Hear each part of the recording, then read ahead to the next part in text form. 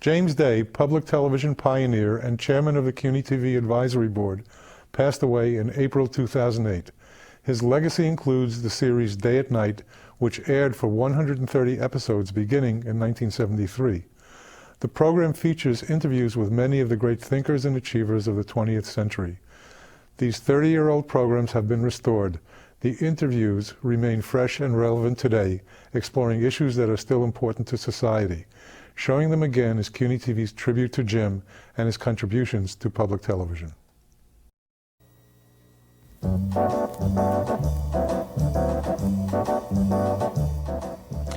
S.J. Perelman's own description of himself is pure Perelman. Button cute, rapier keen, wafer thin, and pauper poor. Modestly omitted, though, is the fact that he's generally considered America's greatest living humorist. The judgment is that of his writing peers, many of whom have fallen under the spell of his infectious style, a kind of boundless wordplay in which recondite allusions are reduced to risible nonsense by an imagination that free associates with the frictionless ease of a cat on ice. His humorous essays, culled mainly from the pages of the New Yorker magazine, have issued forth in bound volumes at irregular intervals over the past 50 years, bearing such Perelman-esque titles as The Road to Milltown. He's had a hand in at least 4 Broadway plays, including the hit play One Touch of Venus, and has written a number of screenplays, among which Around the World in 80 Days was singled out for an Academy Award.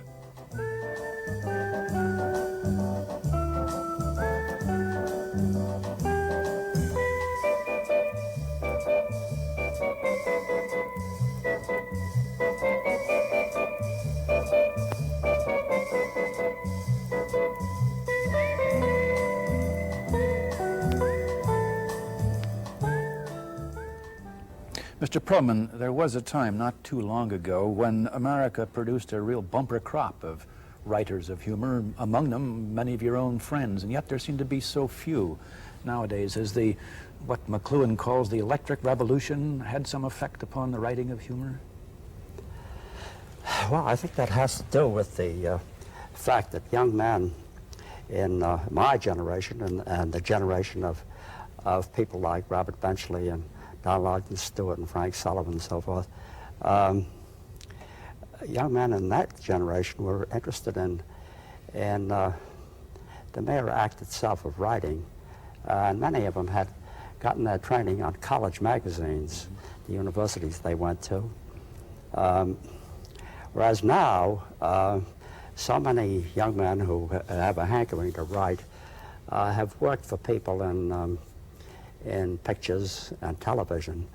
And is that a kind of siren? Is it easier to do that? Or does the print require it has its rewards, of course. Pays more, right? They're far better paid than any of us ever were.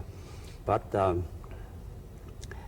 they become faceless, you know. I mean, a chap like that is one of 8 or 9 comic writers who works for somebody like Bob Hope or people of that description. Part of a team.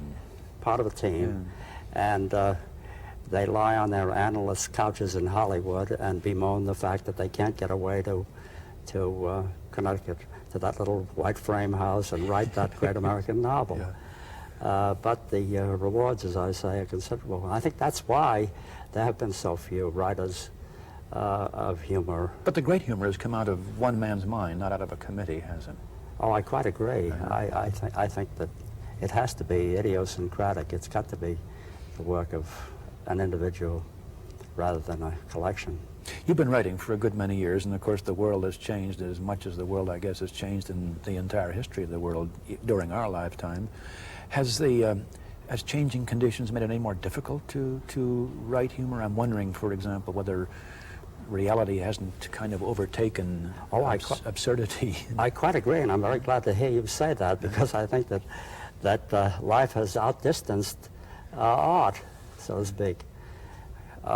Calling it art is rather pompous of me, but I think that it's terribly hard to satirize what's going on. And I watch Art Buchwald and Russell Baker with enormous admiration for their ability to spin off on what has happened in the headline. I saw one review of one of your books, I've forgotten which book it was, in which you were criticized for dealing in a humorous way, which of course you do, with the past rather than with the present. And I wondered at the time whether the present isn't much more difficult to deal with humorously. Well, that's quite accurate too. I haven't thought about it, but I suppose that my constant return to the follies of boyhood and whatnot is done for that very reason. You have said that humor is a point of view. It's a way of looking at the world and at things, and this is certainly manifest in your writing. As you've grown older, more experienced, has that point of view, is the prism through which you view the world changed at all? Is it more difficult or easier? Is it more difficult or easier to write? Is that what you're asking? To maintain this point of view, which is the source of the humor? Well, I can tell you in very flat terms that I found writing harder and harder all the time. Really? Absolutely, yes. I don't think that it's never been easy for me, and it gets progressively harder. I think for one thing, you use up a certain amount of yourself with each thing you do. I think that if you're fortunate enough to become or have the talent to become a writer of popular mysteries, it probably makes you that much more skillful and so forth. Except that I think I almost have to contradict myself. I knew Raymond Chandler at one period in his life, and Chandler told me that the writing was the very hardest thing that he could think of to do. He said that the effort to make a commitment with the naked page was so dreadful, so awful, that he literally wrote in blood. Oh, yeah. I've seen you quoted in this same context saying that you're a bleeder. Yes. With respect to your writing. Yeah. How do you feel as you face that naked page? Do you feel that it doesn't want to be written on sometimes? Absolutely awful. I mean, I do it only in order to support myself, and not for any pleasure that I possibly get out of it. But the old chestnut about easy writing makes hard reading, I think, is still applicable.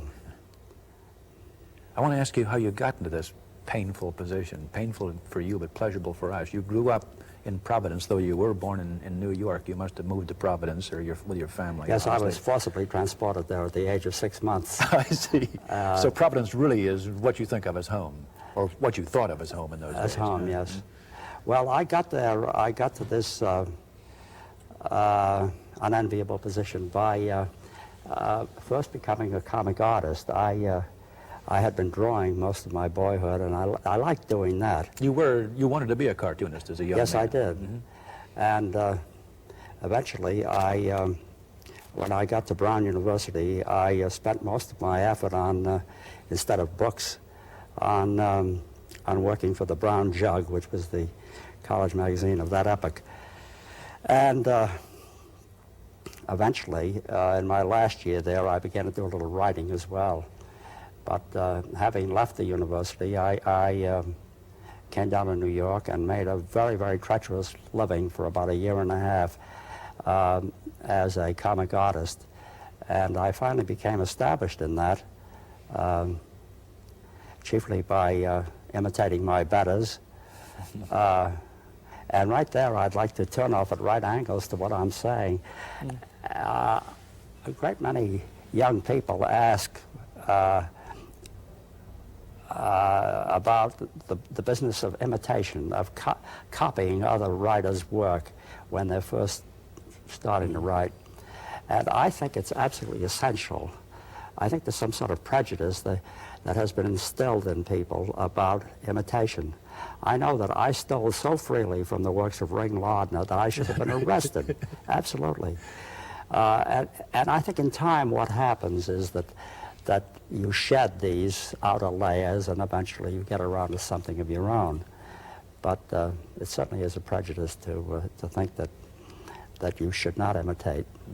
You've got to That's because I think young people have the feeling that as writers they've sprung full-blown from the forehead of Zeus, you know, and that they have to be absolutely special. Mr. Perelman, so frequently people who are in the humor business as writers or performers have come out of a relatively unhappy childhood. Art Bookwell told us, for example, he was an orphan and humor was almost a comfort for him in a world that he felt had rejected him. Was your boyhood an unhappy one? Not at all that I can recall. I mean, no more unhappy than all of us were before Sigmund Freud started business. I don't remember any particular. I mean, it certainly was not aggravated by the presence of money. There was absolutely no money in the family. Your father was at one time a chicken farmer, was he not? Oh, he was a variety of things. He was a marine engineer and a storekeeper and as you say, a chicken farmer, which has created my lifelong aversion to that sort of fowl.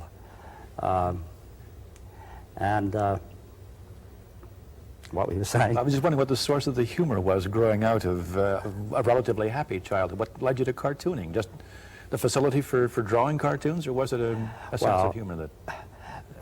No, I like drawing very much, and in fact, later on, when I was a comic artist in New York, I became rather interested, and I went to the Art Students League for about a year and studied dynamic symmetry with Mr. Bridgman, the great exponent of that, I became more progressively interested in design as well. My drawings really were becoming kind of collages. I was doing this quite early, in about 1927 or 28. I was pasting various materials onto the drawings, and apart from wearing a Windsor tie and a beret, I was trying to behave like an artist for a while. What about your reading when you were a youngster? Out of that reading grew a good deal of your early humor, didn't it? Well, I read the most appalling amount of slush and claptrap that I can possibly... I mean, I read my way through all of the dime novels and all of the Alger books, the Oliver Optic books, and the E. Phillips Oppenheim and Sax Rohmer and all that. And there again, I think that the idea that one should only read the worthwhile and all that is so much poppycock. I think you've got to read an enormous amount of garbage in order to provide a kind of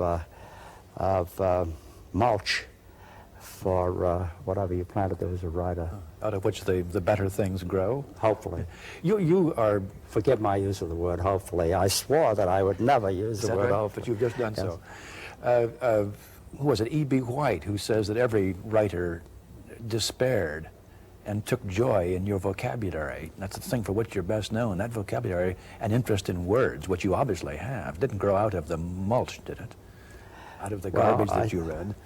I think perhaps I suffered from total recall or something. Is that right? To have remembered so much of that stuff. Of course, in quoting that compliment, you really make me blush with gratitude, because I myself consider White to be one of the great and superior writers of my generation. Who were the others, aside from that in a sense were planted in this mulch? Who were the better writers that influenced you? I understand that there were a number of humorists, but there were some that I wouldn't think of as humorists. For example, James Joyce. Oh, well, there I have to really cross swords with you, because having just seen Ulysses the other evening here, it seems to me that the night-town scene of Ulysses is one of the most supreme comic flights of the imagination. And I think of him really as a superb comic writer. I know that he was a poet and dramatist and wrote most elegant short stories in Dubliners that one would care to read. But I do think that he was a very great wit. And otherwise, there's no explanation at all for the dizzying flights of fancy that one reads in Ulysses. So a humorous writer could learn a great deal from... Yes, it's a book that I've been reading and rereading since about 1924. And I do find so much in it all the time. What was the transition from cartoons? You worked on Judge. Some of us remember that old magazine. Yes. I understand it wasn't very financially stable and ultimately folded, but you switched from Judge to College Humor and switched from cartooning to writing. Was that a necessity or desire? Well, I found myself becoming interested in writing about midway through my career as comic artist. And then at the end of a year of work for College Humor, I fell afoul of the Marx Brothers, who transported me to Hollywood. And how did that come about? well, it came about through a random visit to a show called Animal Crackers that the Marxes were then working in on Broadway.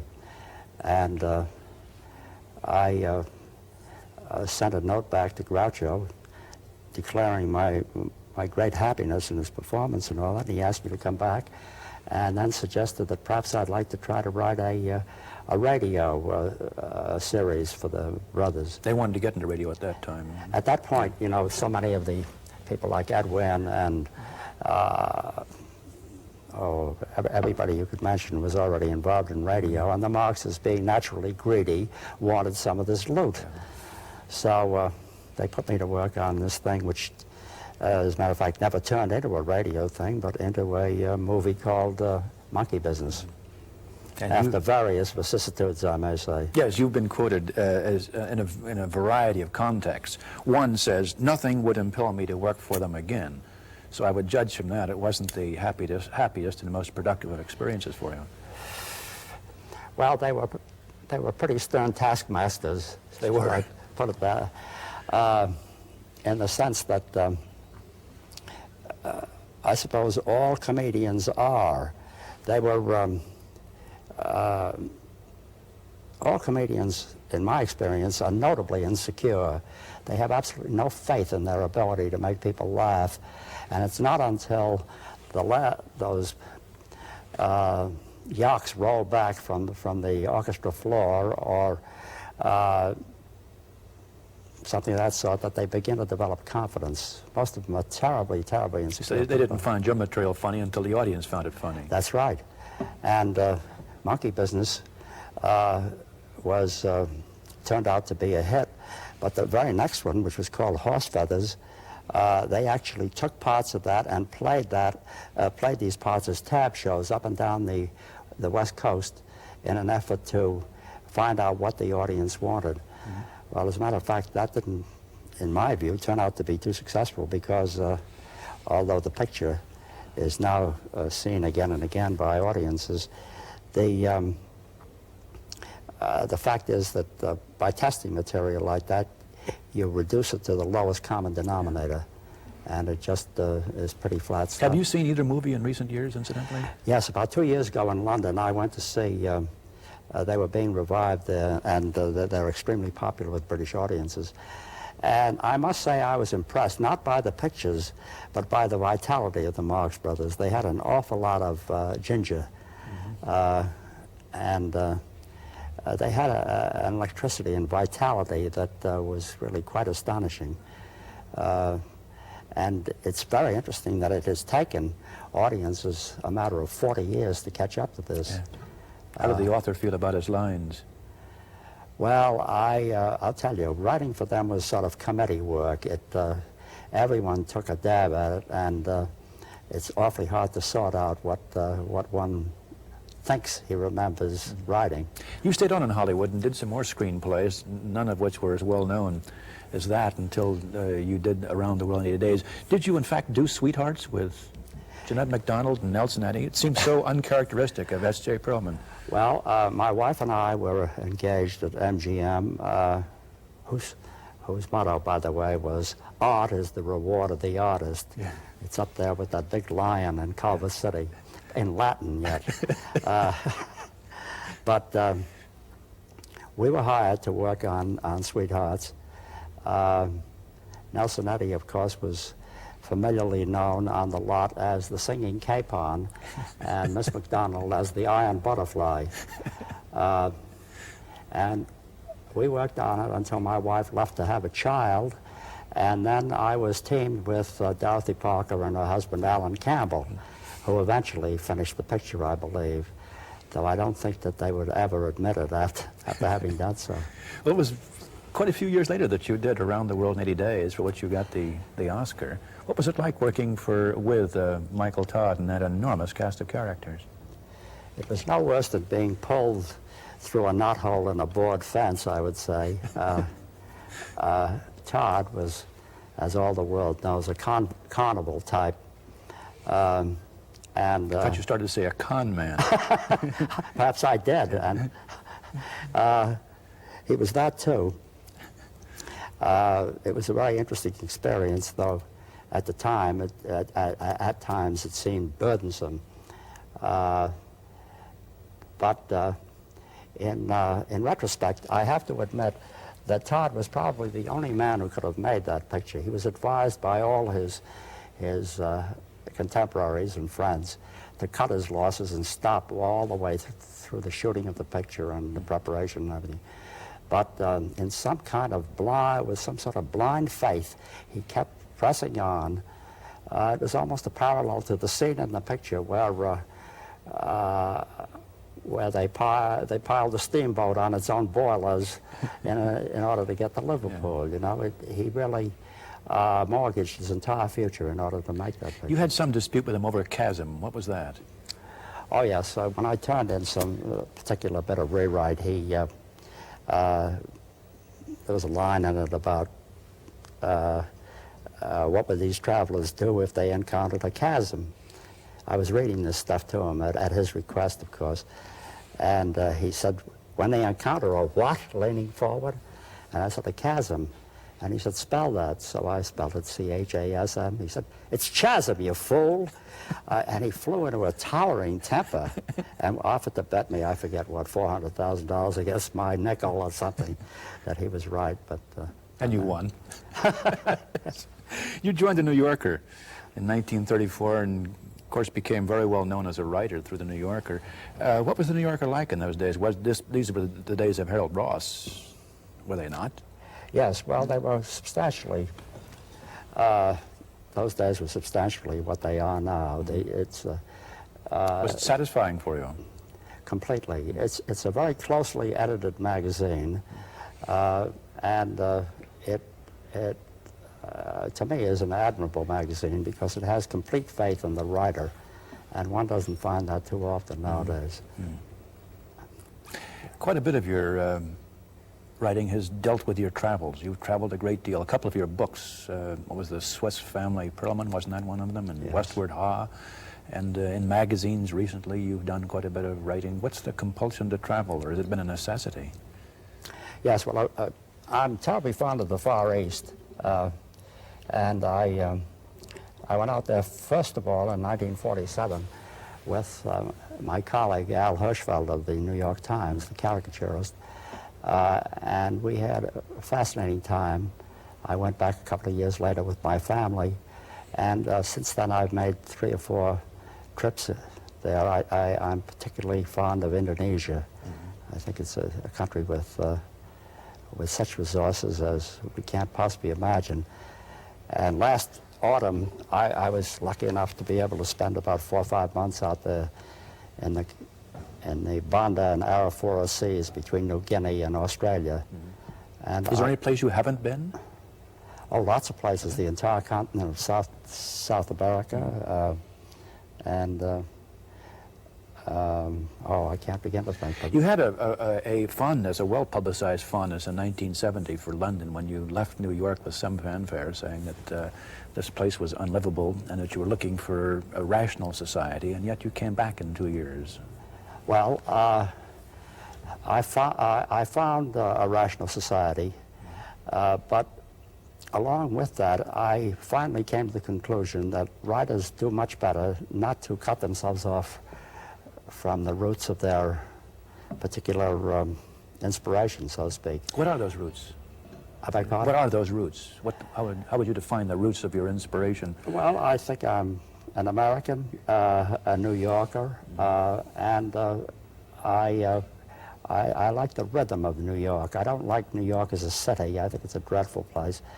But there's something, and all Americans agree with me when they return here, that there's a kind of a vibratory feeling about the place. There's something that really, you notice it immediately. You arrive in Kennedy and encounter the scowling taxi driver and the hateful porters and all that.